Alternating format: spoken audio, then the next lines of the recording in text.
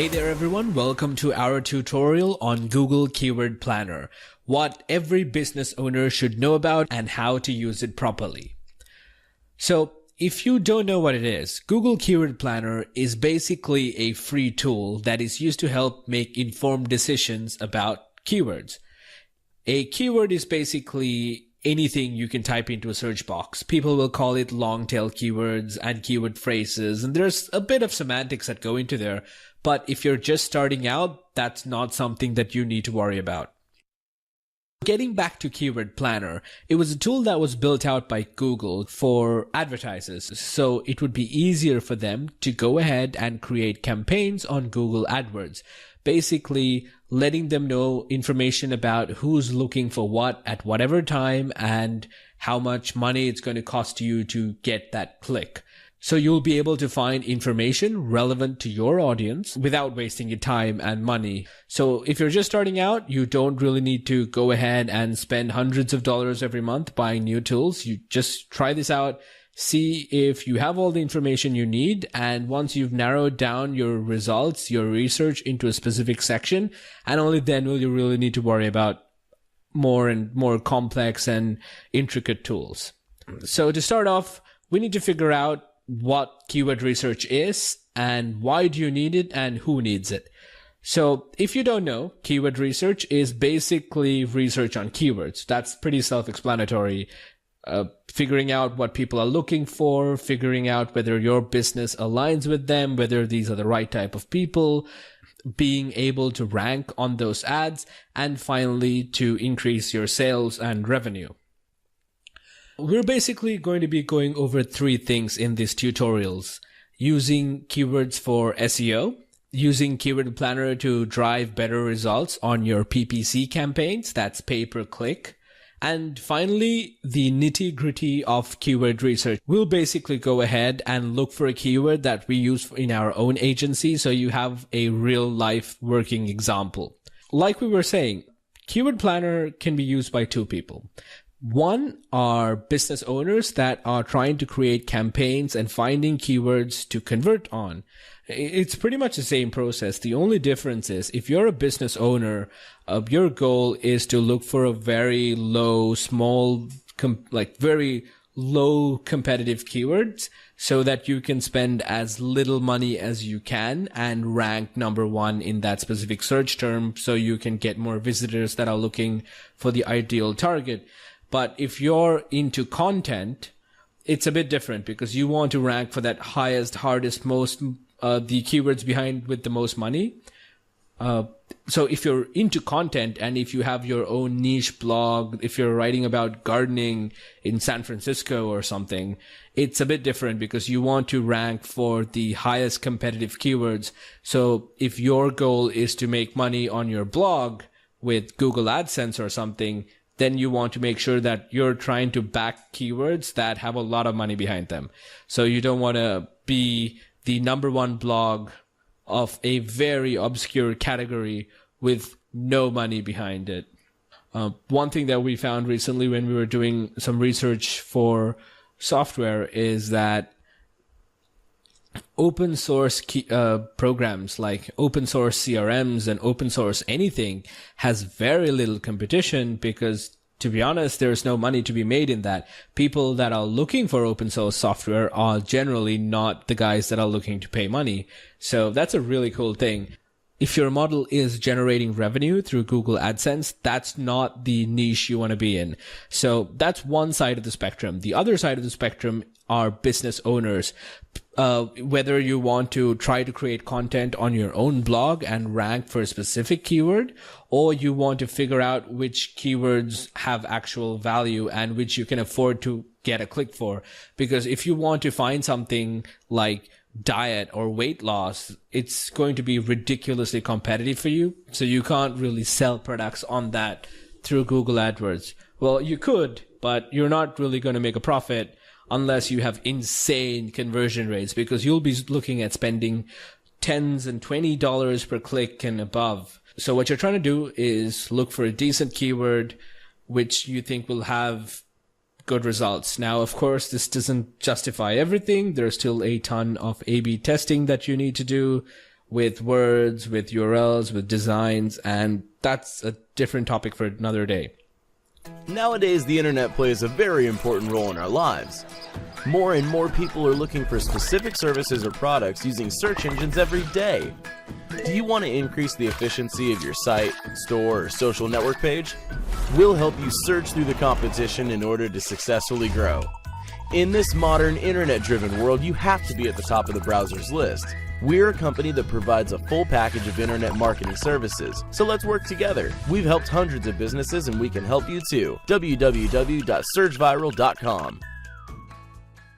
So, if you don't have an account already, go ahead and create one by going to adwords.google.com, and you can just sign in with your Google account if you want to. The sign up process is very basic. If you've built a Gmail account, you know how to do this. So once you create your Google account, you will be logged into the dashboard of AdWords, and it'll show you what you've been doing. So if you haven't done anything right now, it's just going to be an empty dashboard. But on the navigation bar, you'll see an option called Tools. Inside Tools, once you click on the Tools menu, you'll have a bunch of sub-menu items. Go ahead and click Keyword Planner inside that, and now we're actually ready to begin. So once you're there, you'll see 4 different tools in 2 different categories. The first category is find new keywords and get search volume data. And the second category is for budgets and forecasts. So we'll only be looking at the first one really, because unless you're a very advanced user and are currently spending a lot of money on AdWords, that's really not something you'll be looking into. Inside that, you have 3 options. Search for new keywords using a phrase, website, or category. Second option is get search volume data and trends. And finally, multiply keyword lists to get new keywords. The first option, the first tool, so we'll just call it a tool. The first tool is perfect if you are in the lookout for ideas. Where if you list your product or your seed keyword, your first thing, it'll basically create a bunch of derivatives of that keyword. It'll use various amounts of data from your product, your service, and if you input your website, it'll go through your landing page and it'll see what you're trying to sell. The more information you give this, basically, the better results it's going to give for you. So Surge Viral is a digital marketing agency, right? The main product that we actually sell is social media management. Let's go ahead and use this to get some actual results on a campaign that we can use to get more businesses to pay us to manage their social media. What we're going to do is go ahead and type social media agency. Or you could say social media management. Let's just go ahead and do that because that is the product, not the type of business.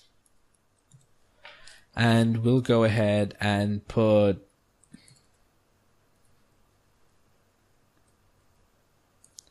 surgeviral.com. Locations. So initially, we are currently actually looking for a campaign. We're doing a bunch of ads to advertise to people in the UK. So I'm going to go ahead and have United Kingdoms as my country. So if you're in the UK, you would know that Google AdWords is expensive, and that's not really a bad thing. As long as the market makes sense, you wouldn't really have a problem. There's a bunch of stuff that you want to do. The first thing is the product keywords. These are what your product is. You can add more than one. You can add like a bunch of stuff. So like if you have we could technically add like social media, SEO, digital marketing, and all of that to get results customized directly to your business. But we're doing this on a very micro level because we want to only sell this one product because we have capacity to handle a lot of that. And that would be perfect for us right now. Because unlike SEO, Google Keyword Planner is about giving you instant results. You don't want to plan for like 2 years ahead because these things change and you will have to keep on updating this stuff. So I'm ready to sell social media management, right? We have your landing page and we'll click United Kingdom, English. We can check Google and Google and partners. I ideally search for Google because I don't need that information right now. So negative keywords, this is a very interesting. A lot of people completely disregard that. And that's a really bad thing to do. So what a negative keyword is that it removes a specific type of people. So for example, if you're selling a item that you know that someone, if it's a very confusing item, right? For example, if it's social media management, and we can put tools as a negative keyword because we don't want people that are looking for social media tools. We want people that are looking for social media agencies. And it can be very confusing. So if someone is looking for a social media management tool, we're not their customer. We want people looking for social media as a service. So we have that. You can change the date range, since when have they taken it. What we generally do is we take it from July and we just take it as far back as possible, just because we can get a better understanding of that information. We can have keyword filters based on the amount of searchers. So whether people are looking for it only 100 times, or you want to avoid people under a specific amount of searches, and you can decide how the competition you want it to be. Of course, initially, if this is your first time, I think you should avoid this. But yes, you have this information. You can only show ideas that are closely related. So what we basically do is the first time we just go completely ham, and then worry about this later. You can always refine, and you will have to refine, but don't worry about that right now. So we have the search traffic data. So we know that, yes, it's gone up slightly on average. Now, for that specific keyword that we're looking for, social media management, that's pretty brutal. It has 1,600 searches, average per month, which is great. The competition is medium, but the suggested bid is insane. So if I'm getting a click, they expect me to put $20, well, $17, and that just doesn't make sense, right? So we need to figure out, we can do a bunch of things. We can try to figure out if there's something cheaper. Like, look at this, digital agency SEO. There's 10 people looking for it, and the suggested bid is madness. So we can do a bunch of things, right? Now that we have that information, we know the trends and data. You can see what type of people look for this. Mobile has gone up. I think that, mobile data has gone up. That's probably just more people using mobile devices than actually that specific search term going up. So we have this information, and how exactly do we find something that we think makes sense, right? Like social media for dummies. This isn't someone. So what you need to do is go through these keywords one by one, really, and go through these ad group ideas, right? So ad group ideas are basically bulk keywords that, for example, if you click digital agency, it breaks down into little keywords in that for you to see if there's actually any viability. So suggested bid, if you have keywords without suggested bids, that generally means that not a lot of people are advertising on it. It could also mean that there's very few people, so that it doesn't really show stats. So for example, let me just check this out. You can open it in ad preview to see if there's. Okay, let's preview this in the United Kingdom, and we will see, so there is a ton of advertising on this particular keyword, and we really don't want to hit that. Even though it says, even though it's a dash, it just basically doesn't have enough data because there's only probably 1 or 2 searches. So if they say 10, it's generally between 0 to 10. So we've done, before I did this video, we went through a bunch of keyword ideas to find exactly what we wanted. And what we really figured out was you need to understand how your specific customer would think, right? So you would need to understand how your specific customer would think. And what we did was we found out that we can go ahead and, a lot of agencies don't really have their pricing publicly visible. There was a ton of people that were just looking for social media management price. Even though social media management price was ridiculously expensive at $10, we managed to find that there's a good bunch of people that are searching for social media packages.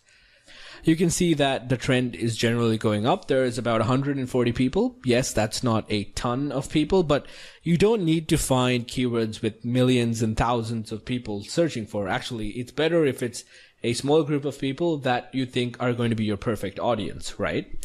We can see that as medium competition, but the suggested bid is low. There are people advertising on it, but it's something that you can test out, because for our product in particular, you're looking at spending $300+ per month for us to manage that. So if we get a click at $3, and then if we convert our sale at around 20 clicks, or even if we convert our sale at 100 clicks, we still come out ahead in that campaign. What you really need to do is understand how a keyword plays into the role of traffic to conversion to lead and finally closing that sale. But you also need to understand price is very subjective. If someone is selling a $5 item, this doesn't even make remote sense, right? But if you are someone who is selling a large ticket item like us, then this is completely fine. Because $3 is simply a drop in the proverbial bucket if you're going to find someone who is very interested in seeing the price of the product that he or she is about to purchase. So what we would generally do is find something like this, maybe even social media marketing packages or social media services pricing, even though that is actually a bit competitive. So if we go ahead and look at the preview on how badly this is clustered, let's just put co.uk as well. You can actually see our ad because we're the first ranked there. Social media marketing pricing, how much should you pay? So I hope this video has helped you guys. We actually do have a tutorial on the website. The link will be in the description below.